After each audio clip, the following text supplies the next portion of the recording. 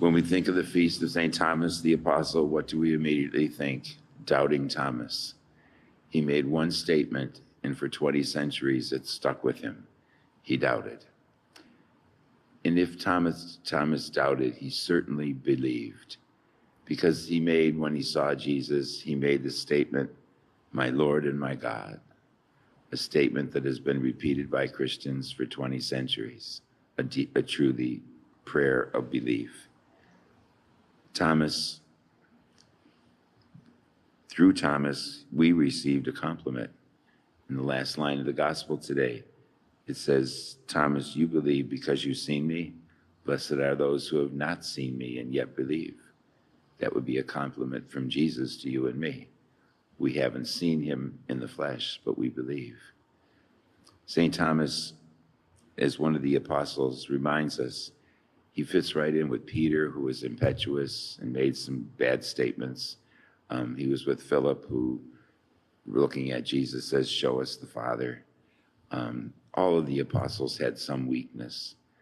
And what it says to us is that Jesus takes that weakness and he transforms it into courage. All of the apostles ultimately gave their life for Christ.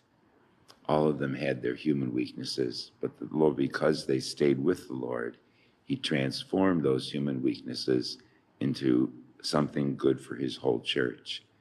And so you and I too need to remember that the Lord takes our weaknesses and transforms them into courage when we need it, into patience when we need it, into acts of charity when we need it.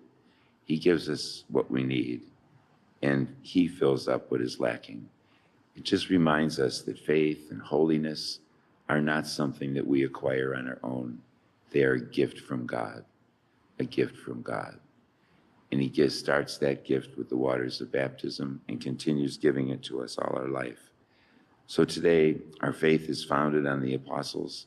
We thank the Lord for St. Thomas and for his witness.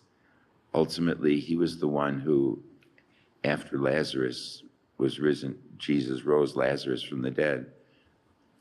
Jesus wanted to go back to Jerusalem. And the apostles were concerned because they thought that they would be killed if they went back there. All the enemies of Jesus were in Jerusalem. And Thomas was the one who said, "Let's go with him and die with him." That's where St. Thomas's faith was transformed from doubt to total belief. Let us stand now and offer our prayers and petitions.